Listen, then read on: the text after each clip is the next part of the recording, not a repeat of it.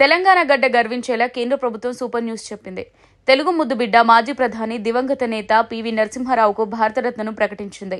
పివితో పాటు మాజీ ప్రధాని చౌదరి చరణ్ సింగ్, వ్యవసాయ శాస్త్రవేత్త ఎంఎస్ స్వామినాథన్కు కేంద్ర ప్రభుత్వం భారతరత్న ప్రకటించిన విషయాన్ని ప్రధాని నరేంద్ర మోదీ ట్విట్టర్ వేదికగా తెలియజేశారు. దీంతో ఏడాది కేంద్ర ప్రభుత్వం 5గురికి భారతరత్న ప్రకటించింది. ఇప్పటికే దివంగత నేత, బీహార్ మాజీ ముఖ్యమంత్రి కర్పూరి ఠాకూర్, బీజేపీ నేత ఉప ప్రధాని ఎల్కే అద్వానీకి కేంద్ర ప్రభుత్వం భారతరత్న ప్రకటించిన విషయం తెలిసిందే. పాత కరీంనగర్ జిల్లా భీమదేవరపల్లి మండలంలోని వంగరకు చెందిన పివి నరసింహారావు మంతని నియోజకవర్గం నుంచి తన రాజకీయ ప్రస్థానం ప్రారంభించారు. 1957లో మొదటిసారి కాంగ్రెస్ అభ్యర్థిగా పోటీ చేసి విజయం సాధించారు.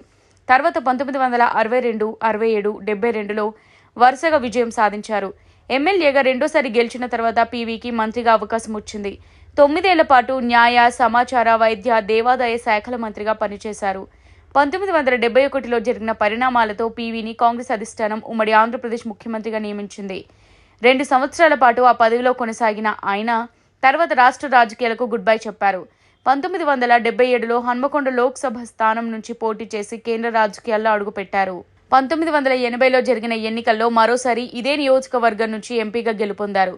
ఆ తర్వాత 1984, 89 సంవత్సరాల్లో మహారాష్ట్రలోని రామ్టెక్ నుంచి ఎంపీగా ఎన్నికయ్యారు. కేంద్ర కేబినెట్లో మంత్రిగా పనిచేశారు. 1991లో అనూహ్యంగా అత్యున్నతమైన ప్రధాని పదవి వరించింది. 1996 వరకు ప్రధానమంత్రిగా పనిచేశారు. పీఎం పదవి చేపట్టిన తొలి తెలుగు వ్యక్తిగా, దక్షిణ భారతీయుడిగా చరిత్రలో నిలిచిపోయారు.